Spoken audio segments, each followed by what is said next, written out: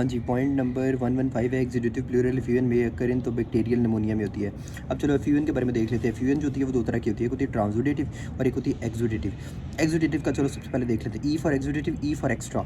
Exudative में हर चीज़ extra होगी, specific gravity ज़्यादा है, प्रोटीन जो है वो 2 ग्राम पर डेसीलीटर से ज़्यादा है, सेल काउंट ज़्यादा है, हर चीज़ एक्स्ट्रा है, ज़्यादा है। अब एक्सुडेटिव का मतलब क्या है कि एक्सुडेटिव का मतलब क्या है कि इसमें लोकलाइज्ड इन्फ्लेमेशन होती है एक तरफ की जो है वो लोकलाइज्ड इन्फॉर्मेशन होती है। तो जब लोकलाइज्ड इन्फॉर्मेशन होगी तो प्रोटीन कंटेंट क्या होगा, ज़्यादा होगा, हर चीज़ एक्स्ट्रा होगी, तो दैट इज़ एक्स्ट्रा एक्सुडेटिव। सही है। तो इसका निमोनिक है picture map. P for parapneumonic effusion यानी बैक्टीरियल निमोनिया और लंग एब्सेस वाली, इसमें भी इन्फ्लेमेशन होगी। इन्फेक्शंस वायरल बैक्टीरिया फंगल, इसमें भी इन्फ्लेमेशन होगी। कैंसर में इन्फ्लेमेशन होती है, ट्रोमा ट्यूमर में होती है, पिक्चर मैप। और U for uraemia rickettsia infection, सही है। और E for oesophageal perforation. M for Meigs syndrome जिसमें एसाइटिस यानी पेट का फूलना, हाइड्रोथोरेक्स थोरेक्स में पानी पड़ना, और ओवेरियन ट्यूमर, सही है। ये तीनों चीज़ें होती है मीक सिंड्रोम में। एस्बेस्टोस जो है, ऑटोइम्यून डिजीज़ वगैरह, एसएलई वगैरह, सब के अंदर क्या होती है, लोकलाइज्ड इन्फ्लेमेशन होती है। पैनक्रियाटिक डिजीज़ जैसे एलिवेटेड प्लूरल फ्लूइड अमाइलेज, तो इन सब में लोकलाइज्ड इन्फ्लेमेशन होती है। बस लोकलाइज्ड इन्फ्लेमेशन का वर्ड जब भी ज़हन में आए तो आप लोगों ने एक्सुडेटिव एफ्यूजन के बारे में सोचना है। अच्छा, अब ट्रांसुडेटिव एफ्यूजन के बारे में क्या है कि ट्रांसुडेटिव एफ्यूजन बेसिकली किस वजह से होती है, या तो बेसिकली ये डिक्रीज़ ऑनकोटिक प्रेशर की वजह से होगी या इंक्रीज़ हाइड्रोस्टैटिक प्रेशर की वजह से होगी। यानी या तो ऑनकोटिक प्रेशर कम होगा, प्रोटीन्स कम होंगी, या फ्लूइड बहुत ज़्यादा होगा यानी हाइड्रोस्टैटिक प्रेशर बहुत ज़्यादा होगा। ये दो वजह हैं ट्रांसुडेट की। अच्छा, तो जब ट्रांसुडेटिव एफ्यूजन होगी तो इसमें प्रोटीन कंटेंट क्या होगा, अभी तो मैं कह रहा हूँ ऑनकोटिक प्रेशर कम है तो प्रोटीन कंटेंट कम होगा। इसका निमोनिक क्या है, some persistent people can cause nausea. कुछ परसिस्टेंट पीपल जो होते हैं वो नोजिया कॉज करते हैं, जैसे S for superior vena cava syndrome, सही है, peritoneal dialysis, pulmonary embolism, congestive heart failure. Most common वैसे कंजस्टिव हार्ट फेलियर है, 90% केसेस में यही होता है। इंक्रीज हाइड्रोस्टैटिक प्रेशर की वजह से ट्रांसुडेटिव एफ्यूजन होती है। इसमें सिरोसिस और नेफ्रोटिक सिंड्रोम। सिरोसिस और नेफ्रोटिक सिंड्रोम में बेसिकली क्या है कि जो सिरोसिस होता है, नेफ्रोटिक सिंड्रोम में बेसिकली क्या होता है कि एल्ब्यूमिन एक्सक्रीट नहीं होती, और सिरोसिस में क्या होता है कि लीवर प्रोटीन्स बनाता है तो एल्ब्यूमिन बनती ही नहीं है। तो देखें, जब एल्ब्यूमिन बनती ही नहीं है लीवर में तो डेट इज सिरोसिस, तो उसकी वजह से डिक्रीज ऑनकोटिक प्रेशर और ट्रांसुडेटिव एफ्यूजन। और जब नेफ्रोटिक में क्या होता है कि एल्ब्यूमिन एक्सक्रीट नहीं होती, किडनी का रोल आ गया तो वो हाइपोएल्बिनिमिया वगैरह, सही है, तो डेट इज़ ऑल्सो ट्रांसुडेटिव एफ्यूजन। और ये हमेशा बायलैटरल होगी। जो एक्सुडेटिव होती है वो यूनिलैटरल थी एक तरफ की, जबकि ट्रांसुडेटिव जो है वो ट्रांस होती है, वो दोनों साइड होती है, बायलैटरल होती है। सर ईजी हो गया, very very easy to retain. अब पेशेंट कुछ एमसीक्यूज हैं। Patient known case of CHF with effusion, how will you say that fluid is transudative. Low specific gravity से देखेंगे, फिर लो प्रोटीन कंटेंट भी इसमें होगा, लो सेल काउंट भी इसमें होगा। डिफरेंट एमसीक्यूज डिफरेंट सिनेरियोज में यही वो पूछ रहे हैं। A man present with history of cough with no fever, sample of pleural fluid was taken and sent to RE, report show cloudy yellow colour containing 98% neutrophils, 1% lymphocyte, examination dull, precaution absent, breath sounds on fluid side. What is the most likely diagnosis, ये purulent effusion होगी।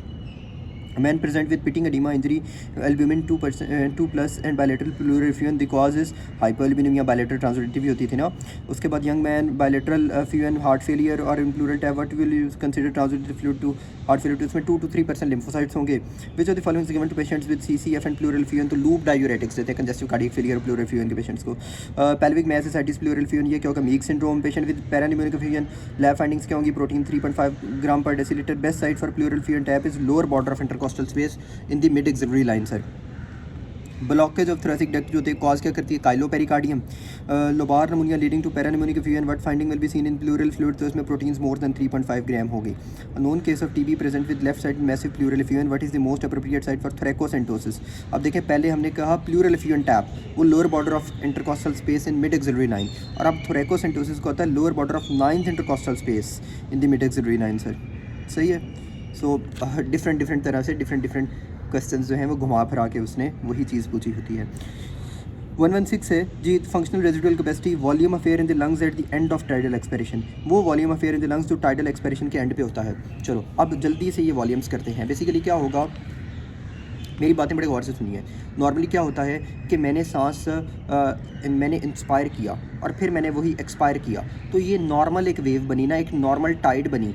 जो normally मैं inspired करता हूँ और normally जो मैं expire करता हूँ वो क्या होता है, टाइडल वॉल्यूम, वो है नॉर्मल वॉल्यूम। सही है सर।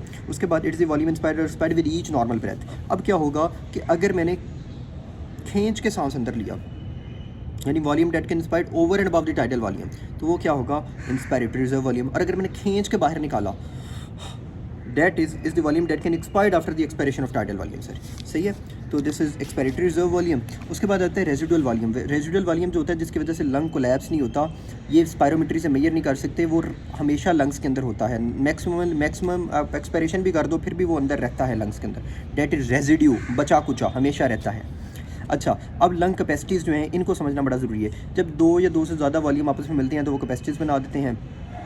अब देखें, सबसे पहले मैंने करवाया टाइडल वॉल्यूम। अगर दो टाइडल वॉल्यूम और इंस्पायरेटरी जो रेजिडुअल वॉल्यूम था उनको अगर मिलाएं तो वो होता है इंस्पायरेटरी कैपेसिटी, यानी वो capacity of air date can be taken into the lungs, सही है, can be drone into the lungs, सही है, वो जो अंदर लाया जा सकता है, total amount of air date can drone into the lungs after normal expiration, सही, ये अंदर हम लेके जा सकते हैं। अब इसके बाद क्या है कि हमारे पास आ जाता है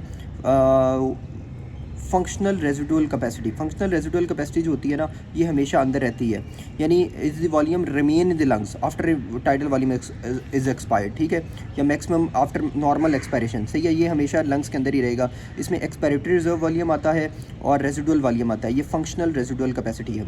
सर एक आपने बात याद रखनी है, वाइटल चीज़ क्या होती है जो इंपॉर्टेंट है, तो जो मैंने पहले तीन आप लोगों को बताए थे ना, tidal volume, inspiratory reserve volume, expiratory reserve volume, ये गैस एक्सचेंज में टेक पार्ट कर रहे हैं, तो ये क्या है, ये क्या है, वाइटल हैं। तो इन तीनों का कॉम्बिनेशन होगा वाइटल कैपेसिटी या forced vital capacity, FVC, these are important. Residual volume के अलावा सारे जितने बचते हैं वो वाइटल कैपेसिटी है, सही है। और अगर रेजिडुअल वॉल्यूम के साथ एक्सपायरेटरी रिजर्व वॉल्यूम हो तो वो फंक्शनल रेजिडुअल कैपेसिटी है सर।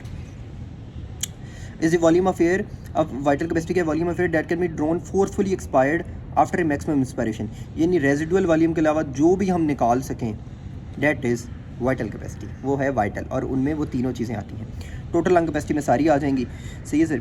उसके बाद आता है जी हमारे पास कुछ MCQs, person inspired forcefully then expired is normal breath, तो ये क्या होगा, इंस्पायरेटरी कैपेसिटी होगी definitely. Which of the following patients lung from being collapse, तो रेजिडुअल वॉल्यूम जो है वो प्रिवेंट करता है लंग को। Volume of air maximally expired after deep inspiration, तो वो वाइटल कैपेसिटी होती है। When respiratory muscles are relax the lungs are at functional residual capacity. Contraction of diaphragm causes, तो वो लंग वॉल्यूम को इंक्रीज कर देती है। उसके बाद आ जाता है if a patient tidal volume of 500 ml lung capacity increase, so the tidal volume becomes 100 ml, what are we measuring the patient, तो हम lung compliance चेक कर रहे हैं। Regarding bronchial is the most probable finding मिल भी, ये बहुत ज़्यादा एमसीक्यू आता है, इसके 17 वगैरह में ये बहुत है, FEV1 और FVC। उसके बाद आता है जी हमारे पास man over ventilator, what will happen if you give positive expiratory force, तो गैस रीडिस्ट्रीब्यूशन होगी। Which parameter does not change in restrictive lung disease, तो FEV1 और FRC। Asthma involve which part of tract, तो medium size bronchioles होते हैं वो asthma involve करता है। What is the total lung capacity, तो 6 लीटर जो होती है ना वो होता है TLC, total lung capacity. How to calculate inspiratory capacity, तो inspiratory reserve volume plus tidal volume, vital capacity less than 80% occurrence, और ये रिस्ट्रिक्टिव लंग डिजीज़ में होती है।